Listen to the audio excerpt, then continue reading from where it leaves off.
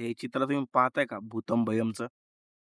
हे ना मराठी जे ऑडियन्स आहे किंवा मराठी जे सिनेमे आहेत, याला हुलकावण्यात देणारा एक क्षण आहे बघा या पिक्चरमध्ये. तर हळू प्रत्येक बाबतीमध्ये मराठी सिनेमा मोठा होत चाललाय. पोस्टर तुम्ही पाहसाल. हा पिक्चर आहे 24 जुलैला रिलीज होणार आहे थिएटरमध्ये. 3 ते 4 दिवस आधी आलेलं हे गौतम बयमचं ट्रेलर टीझर आहे. तर तुम्ही बघू शकता यामध्ये अप्रतिम व्ही-एफ-एक्स आणि स्टोरी व्ही-एफ-एक्स आणि जे सी-जी-आय दिलेलं आहे, एकदम खतरनाक दिलेलं आहे. आणि हा मूव्ही त्यांच्याकडनं प्रेझेंट होणार आहे, ज्यांनी तुंबाडची मंजुळा आणि दशावतार सारखे मोठे-मोठे सिनेमे त्यांच्या प्रोडक्शन हाऊसमध्ये तयार झालेले सिनेमा आहेत ते. असा तिसरा सिनेमा येणार त्यांचा 24 जुलैला म्हणजे तुम्हाला आता पोस्टर दाखवलं मी तुम्हाला. हे तुम्ही बघसाल माझ्या मागे तुम्हाला एवढं दिसणार नाही, पण मी स्टार्टिंगलाच दाखवून देतो तुम्हाला. तर हे जे तुम्ही सिनेमा पाहताय हा 24 जुलैला थिएटरमध्ये रिलीज होणार आहे. तुमचं यावर काय मत आहे, की मराठी सिनेमा कुठे चाललाय?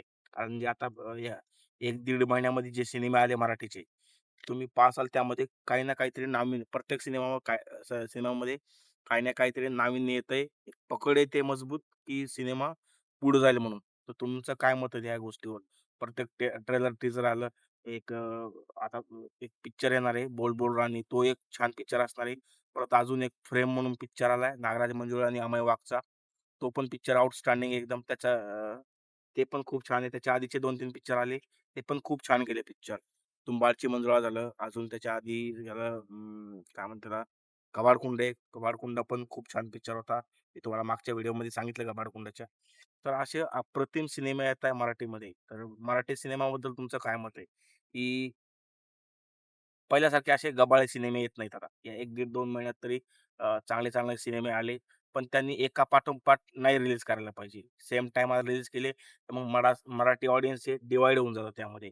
त्यामुळे सेम टाईमाला जसं राजे शिवाजी आणि हे आपला होता देऊळ बंद 2 हा सेम टाईमाला पिक्चर आलेले आहेत. असं नाही करायला पाहिजे त्या यांनी. तसं प्रवीण तरणेने एका इंटरव्ह्यूमध्ये सांगितलं होतं, की हा पिक्चर एका पाठोपाठ रिलीज व्हायला पाहिजे होता. पण त्यामध्ये चुकी आमचीच आहे. असं त्यांनी नमूद केलं एका इंटरव्ह्यूमध्ये. पण तरी पण 100 125 कोटी क्रॉस केला. म्हणजे सांगायचं तात्पर्य एवढं नाहीये, की त्यांचा बॉक्स ऑफिस खूप मोठं झालं. पण ऑडियन्स त्यांना प्रेम देत त्या पिक्चरला. तर मराठी सिनेमा चेंज होतोय. या या गोष्टीतून मला दिसतंय. तर तुम्ही हे भूतम भयम पिक्चर पाहसाल तुम्ही तर टोटल 2-3 इन्फ्लुएन्सर दिसेल त्यामध्ये. जे की असं नाही, की त्यांनी रीलमध्येच खूप छान केलं. त्यांनी आउटस्टँडिंग केलं या पिक्चरमध्ये पण काम. म्हणजे या ट्रेलरमध्ये पण. आता पिक्चर यायला बाकी आहे.